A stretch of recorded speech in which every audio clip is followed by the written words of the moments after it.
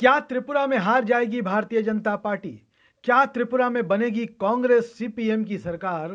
त्रिपुरा मोथा किसका बिगाड़ेगी खेल? क्या सत्ता में लौट जाएगी सीपीएम? त्रिपुरा में राजनीति का ऊंट किस करवट बैठने जा रहा है? भारतीय जनता पार्टी के लिए मुश्किल हो सकता है त्रिपुरा का राज बचाना। सीपीएम कांग्रेस के साथ ही त्रिपुरा मोथा बिगाड़ेगी बीजेपी का खेल।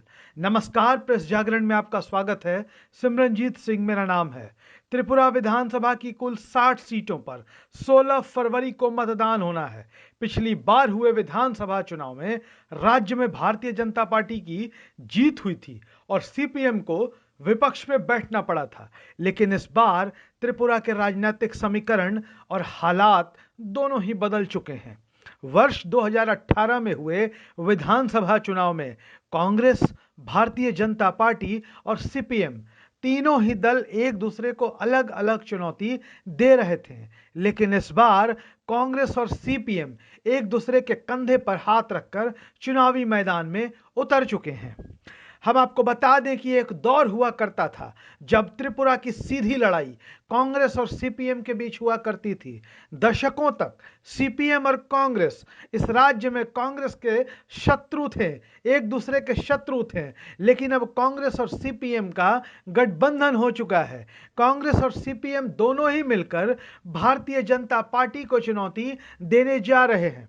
त्रिपुरा की राजनीति की जब जब चर्चा होती है तब तब टिपरा मोथा की चर्चा भी छिड़ जाती है। ये टिपरा मोथा आखिर है क्या, आपको यह बताएं इससे पहले हम आपको बता दें कि त्रिपुरा के मूल निवासियों के लिए अलग राज्य ग्रेटर त्रिपुरा लैंड की मांग से उपजा टिपरा मोथा आदिवासियों के बीच काफी लोकप्रिय हो चुका है। बीते कुछ सालों में टिपरा मोथा के प्रमुख प्रद्योत किशोर माणिक्य वर्मा की त्रिपुरा में काफी सियासी हैसियत बढ़ी है।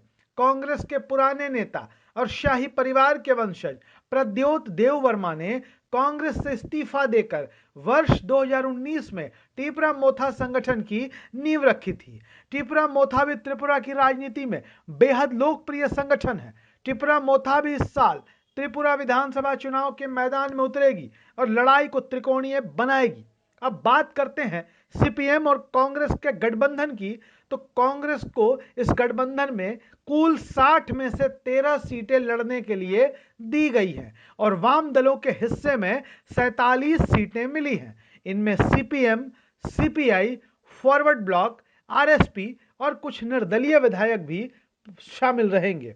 2018 के विधानसभा चुनाव के नतीजों के बाद जिस तरीके से त्रिपुरा की राजनीति में भारतीय जनता पार्टी मजबूत होकर उभरी है, उससे दशकों तक त्रिपुरा की सत्ता पर काबिज रही सीपीएम को इस बात का एहसास हो गया था कि राज्य की सत्ता में उसकी अकेले अपने दम पर वापसी संभव नहीं है। लिहाजा उसने कांग्रेस से हाथ मिला लिया।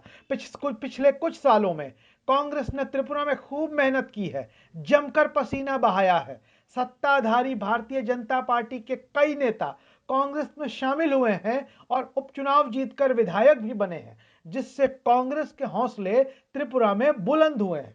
अब देखना दिलचस्प होगा कि त्रिपुरा की जनता किस पार्टी को इस बार सत्ता सौंपती है। वीडियो पसंद आए तो शेयर जरूर करिएगा। हमारे YouTube चैनल प्रेस जागरण को सब्सक्राइब करिएगा। धन्यवाद।